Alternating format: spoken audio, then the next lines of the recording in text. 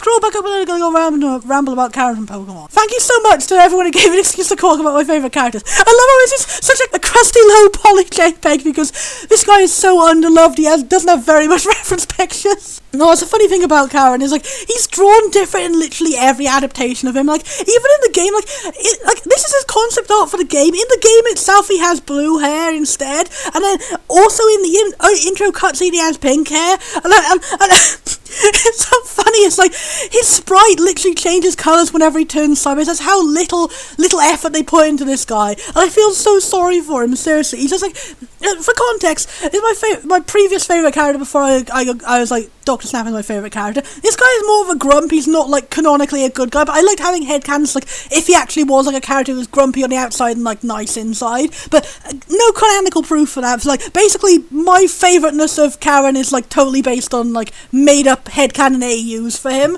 So I totally understand if people out there completely hate this character, but my headcanon for him is, like, it's been disproven now because Pokemon Masters, like, yeah, man, what am I on about? Rewinding this conversation around, I need to, like, explain the character before I even get to that. Yeah, this character, it's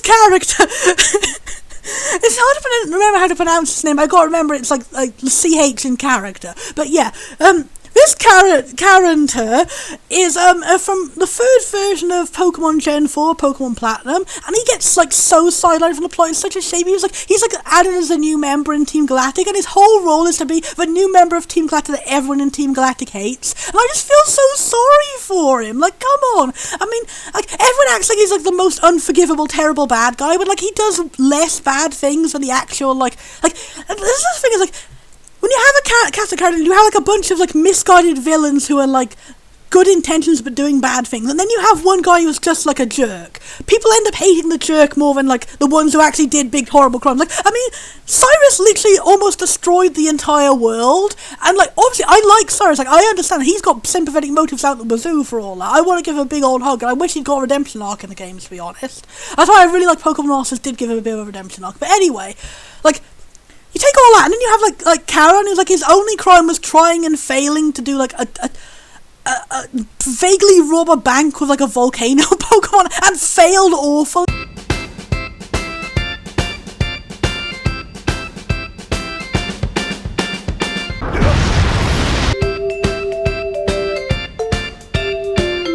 He failed so awfully that he loses without you even having a boss fight on him. He fails by, like, a guy who is dressed as a rock, just comes out of nowhere and, like, sucker punches him with a frog.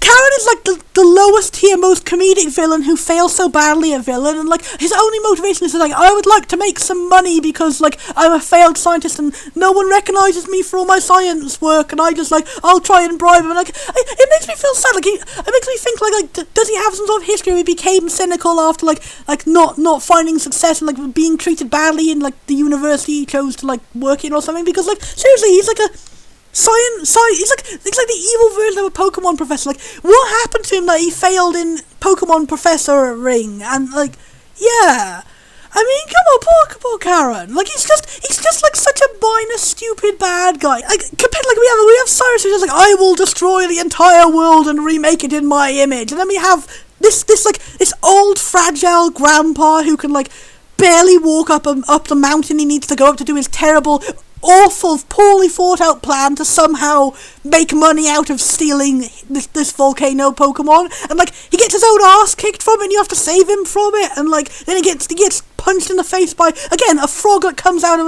a fake styrofoam rock, and I'm just like, why does this guy get so much hate? Especially, I hate how everyone's like, oh, he must be a paedophile because he's a grandpa and he's evil. I hate that. There was so much about that in, like, back when I was a kid, like, the old Pokemon fandom, it was always like, oh, we automatically distrust, like it's such an easy joke, like, oh, pedo face, any grandpa that's evil, he must be a pedo. It sucks. I just hate that sort of stuff. I just hate that idea. Like, if you hate the character on his own merits, like, his own demerits, like, the actual reasons why he's bad. Like, I understand hating this character based on his manga adaptation because, oh, I hate the manga adaptations, seriously. Like two entirely separate manga adaptations, like, so, like, oh, let's take, like, the harmless, stupid comedy villain guy who never accomplished a single villainous thing in his entire life, and, like, all his entire role in the game was just, like, existing for 5 minutes going, oh, I want to make some money, and then getting bitch slapped by a rock frog, and then both manga adaptations like, oh, let's completely and wildly change his personality. He was actually the secret evil final villain all along, and oh, he's big and super evil, and he wants to control Giratina to like take over the world. The really annoying Diamond and Pearl Adventures were like, oh, let's take him and let's give him literally Cyrus's plot and be like, oh, he's secretly manipulating Cyrus to do all of it. Like, I was like, you didn't need to do that to make Cyrus like redeemable. He was already redeemable. He was already relatable, and like, oh. The Diamond and Pearl Adventures manga, they were like, oh, secretly every single bad thing that Cyrus did was actually planned by Charon, and he was evil all along, and like, oh, he literally is like, he's turning everyone into suicide bombers. Ooh, he's doing the biggest possible crime we can possibly imagine to like make up for the fact that he did the smallest possible crime in canon. Like, seriously, they tried so hard. It's like, oh, we can't let you like this character. No! And it's just like, it's basically the point where, like, the characters, the versions of him in the two manga adaptations are literally a different character. And it sucks how everyone's like, oh, you shouldn't be a fan of Charon because he did these bad things in the manga. I'm like, that's a completely different guy. His personality is wildly different. In one of the mangas, they were like, he didn't even like money anymore. It gave his money-liking trait to Saturn instead. And I'm like, no, Saturn used to be the serious one. Now he's the goofy video game playing guy who likes money. I'm like, did you have to make up a new personality for Charon because you literally already wrote his personality into something? That's another thing I like about Charon. He's a goofy computer guy. He's like his version in the anime was great, to be honest. Like, it was so well, like, every other adaptation is like, oh, we're gonna ruin Charon. Like, even his original adaptation in the games was like, oh, he's gonna have a terrible time, and like, everyone's gonna say they hate him because he's just so crap at his job.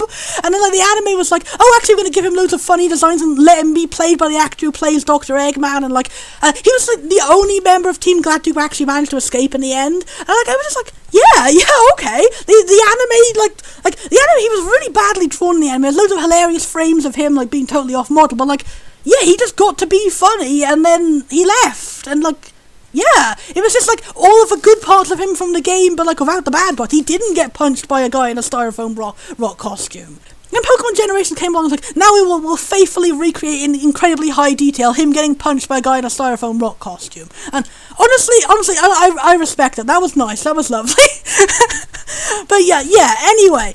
That's what I mean. Like, Charon is like, he's a bad guy, but he's like the funny comic relief bad guy, and then they changed it to him being a more serious, like, actually hateable bad guy in the mangas, and then the mangas like eclipsed the original him because like, he got so screwed over the game because like he's only in the third version of the game, and he only gets to have any screen time in like an optional post game thing, and then like the potential slivers of backstory he get were all put behind a Wi-Fi event that was only available for 1 month.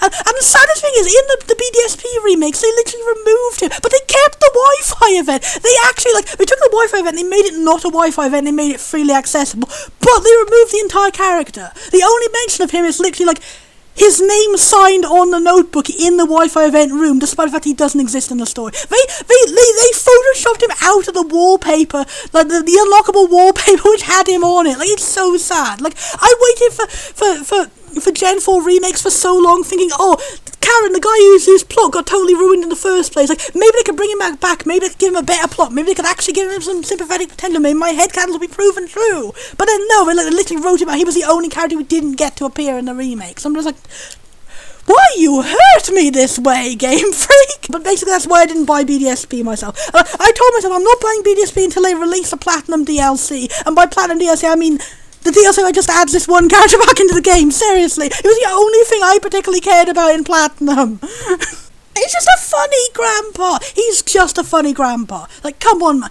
But you know what would have made him better if he did have sympathetic potential? Because that's one thing that made me sad. It's like, when I was a kid, I had kind of so much sympathetic potential for this guy because of that one stupid Wi-Fi event. And, like, in Charon's lab, you find, like, this notebook which lists, like, a big old, like, sympathetic backstory. And then, like, every piece of evidence points to that sympathetic backstory being of Charon. The fact that it's in Charon's lab, the fact that it's written in all this like pretentious type speaking that like Charon speaks, and like the fact that like it's right next to a second notebook that is signed by Charon, and like the fact he has a trading card of him with his particular Pokemon, like giving a rare smile. Like the only time you ever see him smile is like him on his trading card. What was the point of that trading card if he was not intended to be the person who actually had like a sympathetic backstory, being friends with his Pokemon? Was that supposed to just be him smiling, going, "Oh, I'm going to be evil to this Pokemon" or something? Like, oh, come on, that's such a waste. It took us like over over a decade to find out that Charon was not the sympathetic Rotom backstory kid, and it only got revealed in a spin-off in the Pokemon Masters. In Pokemon Masters, it was revealed to be Cyrus was actually the Rotom kid, and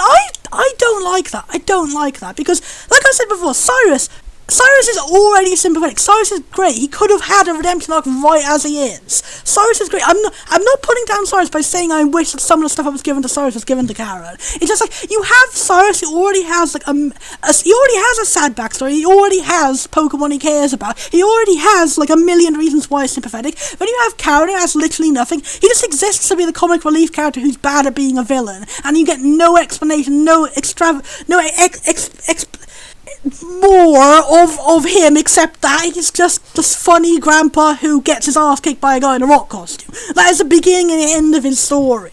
So like, for me it was like a mind-blowing thing. Like, I find this sympathetic backstory and I was going like, whoa, oh my god, the funny sympathetic guy, like honestly he was already sympathetic. The fact that he's so pitiful and he's so bad, so he's clearly bad at being a villain, so I'm just like, try being a good guy instead. Come on, join us, be a good guy.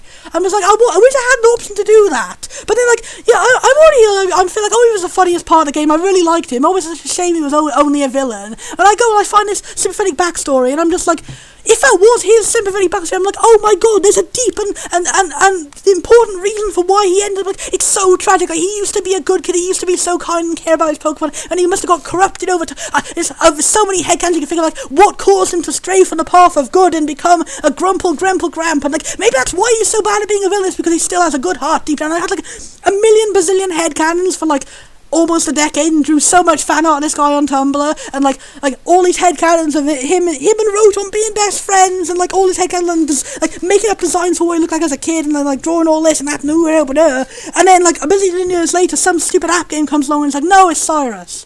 No, Cyrus, you know, like this journal, like on the desk right next to a second journal signed by Charon, written in exactly the same speech pattern as the other journal, and not written in Cyrus' speech patterns, was supposed to be Cyrus all along. I guess maybe the translator of the game got it mixed up and thought it was supposed to be Charon. Because, like, it's literally...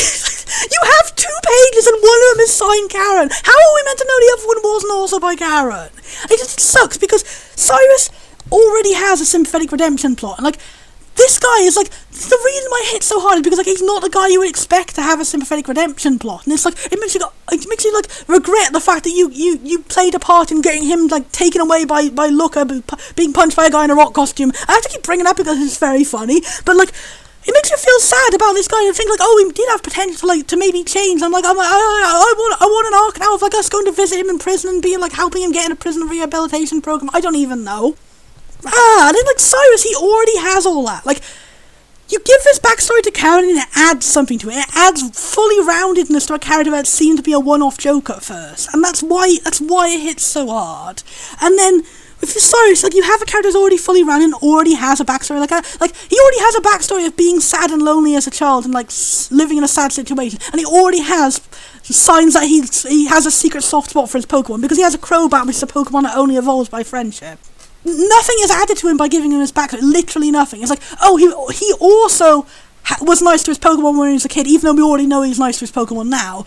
And he also was lonely as a kid, which we already know from other people telling me he was lonely as a kid. And, like, he already has, like, a better backstory of being lonely as a kid, because he has a backstory of being abused by his parents as a kid, and that's why it corrupted him into, like, having an outlook on life, like, the only way to get through things is to feel nothing, and, like, it's so fucking sad and sympathetic, and, like, you already have every piece necessary to have a redemption plot for Cyrus, and it's so sad, it's so tragic, like, Gen 4 has, like, one of the darkest endings of anything ever, because, like, it ends with, like, Cyrus, like, not listening to you and not changing and still going, I must be right. Then, like, the last time you ever see him is him walking off into the void to, like, potentially die in this other dimension, for all you know, and, like he either he dies in the distortion world, or, like, he's left there wandering forever, like, completely alone and empty, and, like, never getting to, like or he does come back later and he just does his whole plan again, and, like, nothing was solved. It's so sad, and, like, they should have given him a redemption plot. It's so tragic that you have this guy who is so redeemable and doesn't get a redemption plot.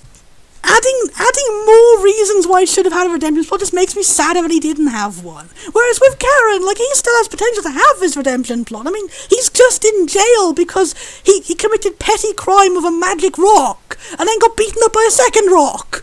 Like, he has potential. He could get broken out of jail because, like, I don't know, like, in this hypothetical future where Cyrus does come back as a second shot at his plan, it's like, we have to get the help of the previous Team Galactic commanders to help us because, like,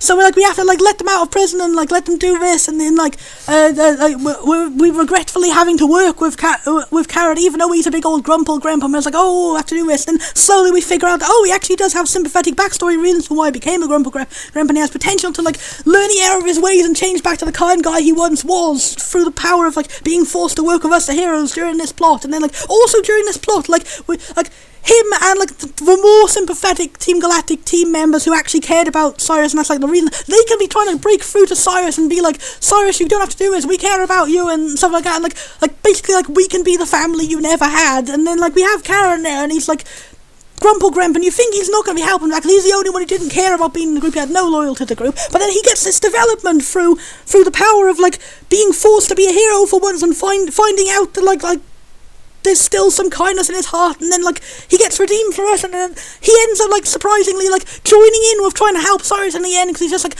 I see someone there who's like, I never saw it before, I used to look down on you because I was so stuck up in my own ego, but now I see that you were suffering the same way I was, and, like you don't have to go down the same dark path as I did, you don't have to become a bitter old man like me, and then, like, he joins in the friendship hug in the end, and then, like, everyone in Team Galactic gets to be family friends.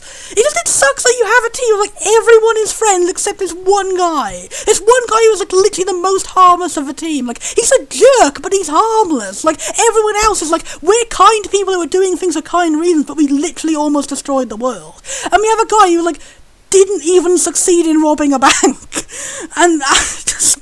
Come on. It would be good if everyone got to friend.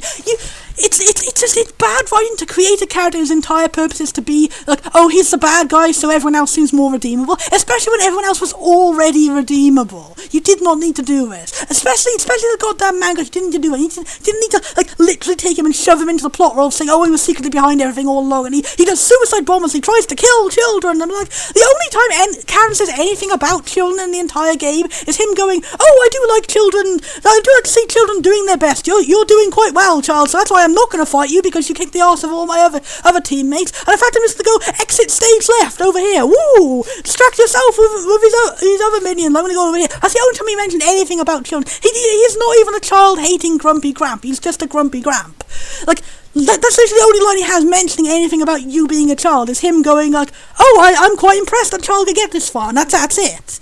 So, like, I don't know where it came from specifically to make him a child-murdering guy who, like, abuses and manipulates children into being evil, and that's how he made both Cyrus and, like, the new manga-added character evil, and I'm just like, meh. Again, it's like, hate him on his own bad points, don't make up new ones. And it sucks that these are canonical, well, not canonical to the game story, but, like, these are, like, official Nintendo published products, which have this wildly different reinterpretation of a character as, like, an absolute evil mastermind, super bastard bad guy who, like, does everything evil and blah. And then that's overshadowing his original purpose, because again, he barely got to have any role in the original game, and, like, some of it was locked behind a goddamn Wi-Fi event, and I'm just like, if they'd given him more screen time and, like, properly established his character, then it would have been clearer that the backstory thing didn't actually apply to him, because, like, seriously, we get so little of him. It was like, it's easy to latch onto what you think might be something about him, and there's, like, in so many parts of it doesn't make any sense to be Cyrus, because, like, this notebook, like, the rotom in the notebook and the last page of the notebook are found in the old chateau, which is an old chateau. It's like, it's an ancient, like, ruined mansion and like, one of his two characters is an old man and one of them is not. So, like, how is that connected to Cyrus at all? Like, did it just happen to coincidentally be a different rotom and it's not Cyrus's rotom? Did Cyrus's rotom, for no particular reason, just, like, fly halfway across the entire region and go hide in a house that was not its house? Like, it makes more sense that the rotom is in the old childhood house of the child who did befriend him back then, who is old, because it's old. doesn't add up, especially doesn't add up because Cyrus is one of the only characters who canonically has his hometown where he was as a child explained in the game. It was Sunny Shore City, and the old chateau is in Eterna City. It's like it's outside Eterna City. It's so old, it's overgrown in a forest. It's not even part of the city anymore. Like, wouldn't it make so much more sense for this character and this backstory to be the backstory of the old guy? The old guy who is old. Bah! Ah! Why did they give him a trading card if it wasn't going to be canon?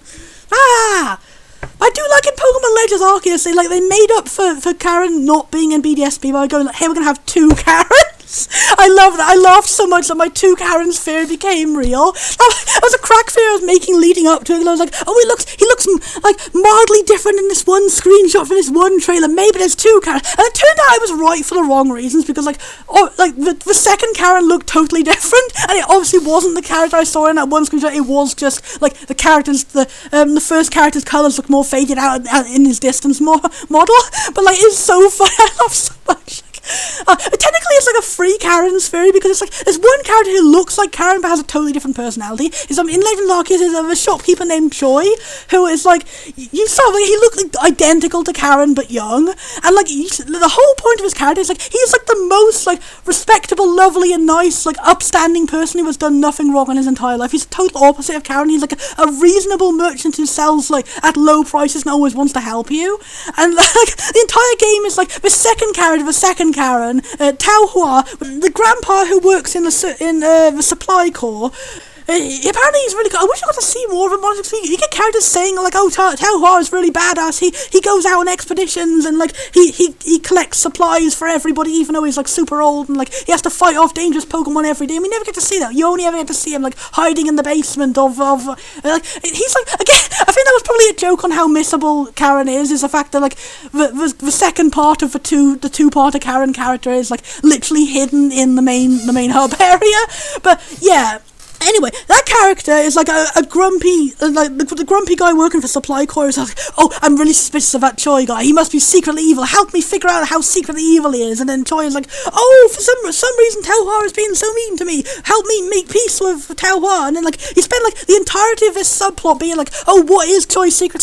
Are we actually going to see a moment where he starts acting like Charon? And then like the final end of the cycle is like, no, actually Choi is a really great guy and he was totally innocent the entire time. And Tao Hua is just like holding a ridiculous like stupid grudge because Tao Hua actually turns out to be his father-in-law, and he's just mad that Choi married his granddaughter because it's technically there's three Karens in the game.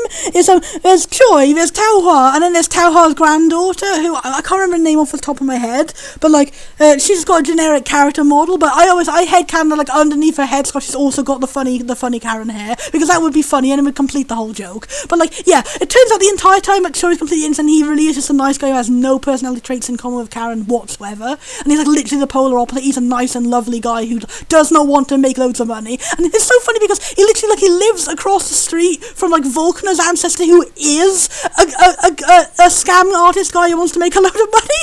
It's so funny. It's like these sort of personalities. It's very funny. But yeah, and Tao Hua is just like, oh no, this guy married my granddaughter and he must be evil because my granddaughter is so lovely and pure and no man could possibly ensnare her pureness, and like, oh, I'm just so sad that my granddaughter doesn't live with me anymore, now I live all alone. And it's just like, I feel so sorry when I give the poor grandpa a hug, but like at the same time you're being very unfair to this perfectly nice guy who married your granddaughter. It's a shame that the plot line ends there and you never get to get a real resolution of like getting Tao Hua to actually like realise that Choi is actually a nice person. But like if it was like some sort of like comedy anime, like a Tom and Jerry-esque thing where it's like increasingly silly shenanigans of Tao Hua trying to catch out Choi doing something evil, and Choi always doing something like comically nice, and like, oh Choi's been sneaking around, and he's been sneaking around to go to like a charity place and like donate a bunch of clothes for orphans, and I just don't even. I think finally at the end they end up like realising like making up for their problems and like becoming a happy family again. Because seriously, Tao Hua, it makes me sad. The only thing that's keeping you from getting to like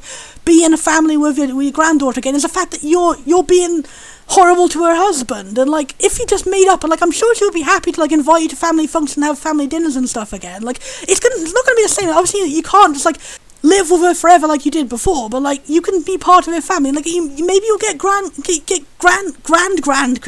at some point. Like I don't know. Like be part of the family. Don't sit there and be all alone just because you're grumpy and set in your ways. Don't be like the original Karen. Like they split you up and like they have like Karen's design and like Karen's entire personality in a second guy. It's so well handled and good, but it made me grumpy because I was like, oh, but we still don't get to see the original Karen and Frida, and he doesn't get to have a sympathetic plot like this. So someday make this man return and give him a sympathetic plot. Come on, take the wasted potential. Come on, like it makes me happy to know that like his ancestors had a better amount of screen time and stuff, but like that's not changing the problem of him right now in the modern day.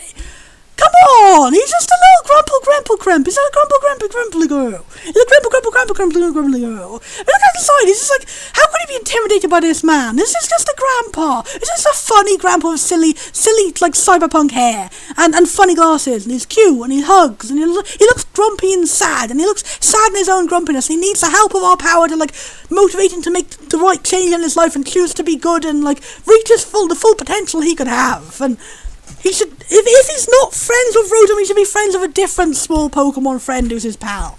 Give this guy a tiny, adorable psychic that brings out his small smile. Come on. That's enough of my rambling for now.